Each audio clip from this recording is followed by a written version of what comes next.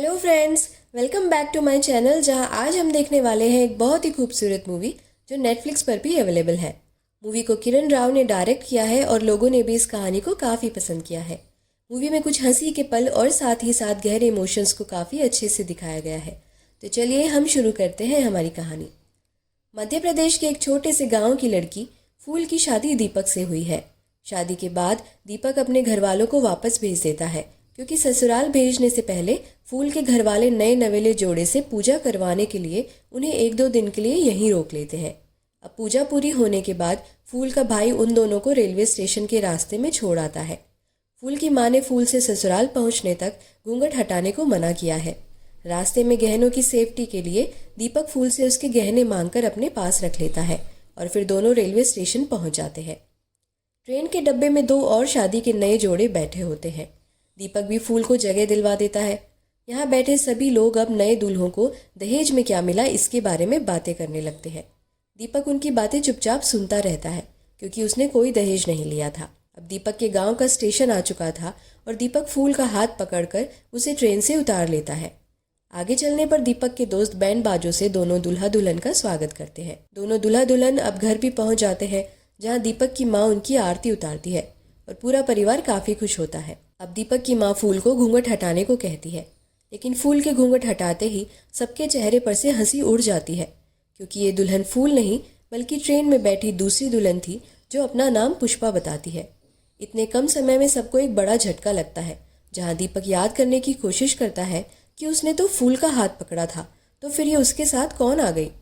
तब वो याद करके सबको बताता है कि ट्रेन में 2 और दुल्हन थी और सबने एक जैसे कपड़े पहने थे और सभी ने घूंघट भी ओढ़ा हुआ था और एक स्टेशन पर बाथरूम जाने के लिए वो वहाँ से थोड़े टाइम के लिए हटा था। तब भीड़ में फूल की सीट की बदली हो गई और फिर स्टेशन आने पर दीपक ने घूंघट की वजह से फूल की जगह गलत लड़की का हाथ पकड़ लिया और हड़बड़ी में वहाँ से उतर गया।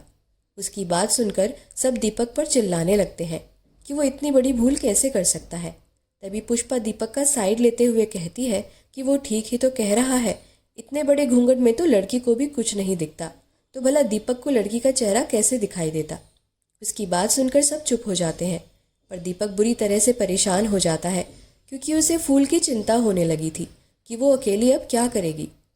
अब सब घर वाले पुष्पा से उसके गांव का नाम पूछते हैं तो वो गंगानगर बताती है, पर इतने बड़े इंडिया में गंगानगर को कैसे ढूंढा जाता क्योंकि उसने अपने घर का जो नंबर बताया था वो नंबर भी नहीं लग रहा था और उसे उसके ससुराल के गांव का नाम भी याद नहीं था।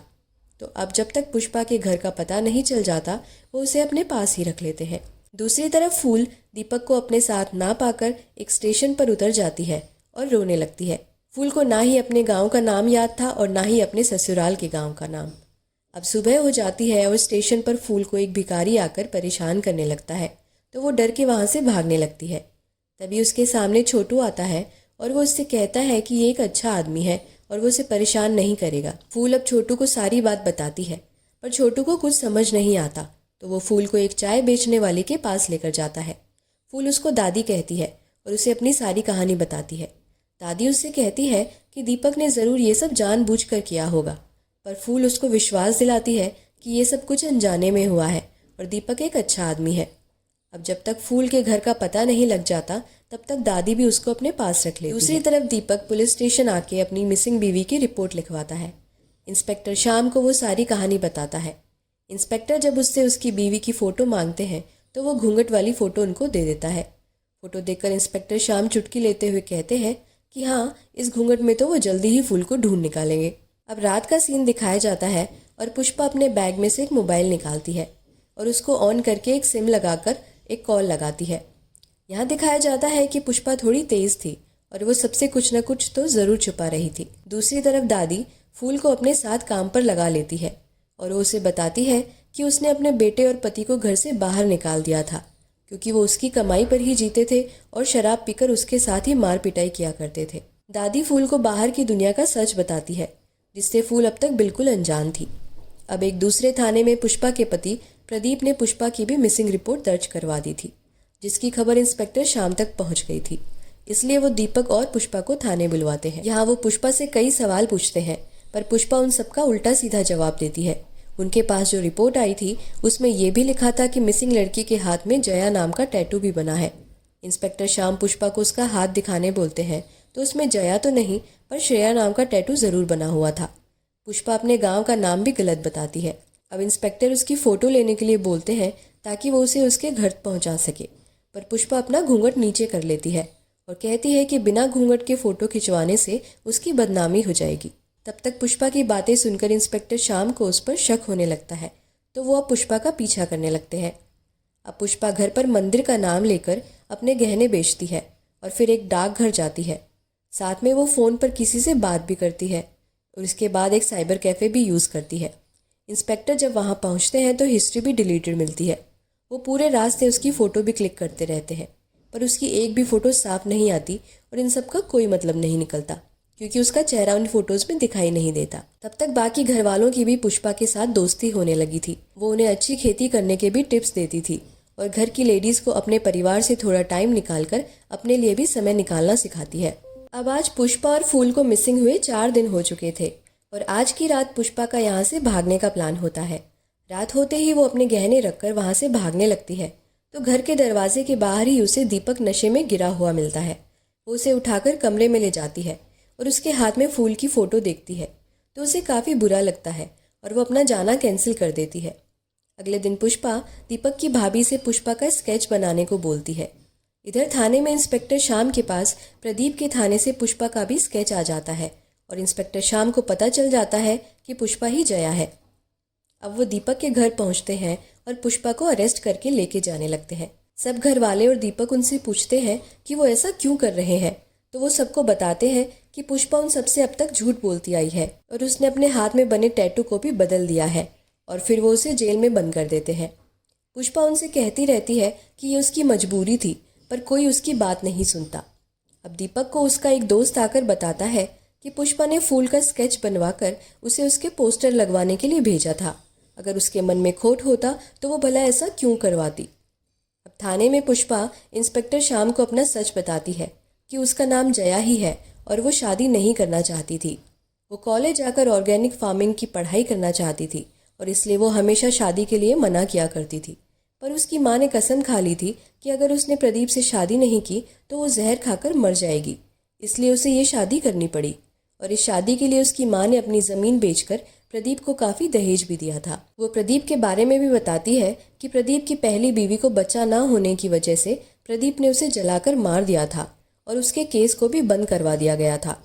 वो कहती है कि वो शादी से तो नहीं भाग पाई पर जब दीपक ने ट्रेन में उसका हाथ पकड़ा तो उसे लगा कि किस्मत ने उसे यहाँ से भागने का एक और मौका दिया है, इसलिए उसने किसी को अपना सच नहीं बताया। उसकी बातें सुनकर इंस्पेक्टर को सब समझ आ जाता है। तब तक प्रदीप भी पुष्पा को लेने थाने पहुँच जाता है और इंस्पेक्टर को पैसे देकर कहता है कि इस केस को क्लोज कर दो। फिर वो इंस्पेक्टर के सामने ही पुष्पा को एक ज़ोरदार थप्पड़ मारता है और कहता है कि तुझे तो मैं घर चल के बताऊंगा, और फिर वो उसका हाथ पकड़कर ले जाने लगता है। पर अब इंस्पेक्टर उसको रोक लेते हैं और कहते हैं कि उन्होंने पुष्पा की मिसिंग रिपोर्ट का केस तो बंद कर दिया है पर अब ये केस नया बन चुका है क्योंकि पुष्पा 18 साल से ऊपर है और वो प्रदीप के साथ नहीं जाना चाहती तो प्रदीप उसके साथ ज़बरदस्ती नहीं कर सकता। साथ में वो प्रदीप को उसकी पहली बीवी का केस भी याद दिलाते हैं और कहते हैं कि तूने थाने में ही पुष्पा पर हाथ उठाया है और एक इंस्पेक्टर को रिश्वत देने की कोशिश करी है, इसलिए वो उसे पकड़ के जेल में डाल देते हैं। और साथ ही कहते हैं कि अगर तूने भविष्य में कभी भी इस लड़की को परेशान करने की कोशिश की तो मैं तुझे कहीं से भी ढूंढकर मारूंगा। दूसरी तरफ पुष्पा ने फूल का जो स्केच बनवाया था वो फूल तक भी पहुंच गया था और उसे पता चलता है कि दीपक उसे ढूंढ रहा है। दादी भी ये देखकर काफ़ी खुश होती है कि कोई तो है जो अपनी बीवी से इतना प्यार करता है। यहाँ स्टेशन मास्टर इंस्पेक्टर शाम के थाने में कॉल करके बताता है कि उन्होंने फूल को ट्रेन में बैठा दिया है और थोड़े समय में ही फूल दीपक के गांव पहुंच जाएगी। इंस्पेक्टर शाम ये खबर दीपक को देते हैं और फिर दीपक अपने दोस्तों के साथ फूल को लाने स्टेशन की ओर निकल जाता है। स्टेशन पर फूल और दीपक के मिलने का जो सीन दिखाया जाता है वो काफ़ी भावुक था और दीपक के दोस्त भी खुशी से झूमने लग गए थे, आखिर उनकी भाभी जो मिल गई थी। दूसरी तरफ इंस्पेक्टर शाम पुष्पा को कुछ पैसे देकर उसे देहरादून भेजने का बंदोबस्त करते हैं ताकि वो अपनी पढ़ाई पूरी कर सके। और इसके बाद दीपक की पूरी फैमिली पुष्पा को बस में बैठाने आती है।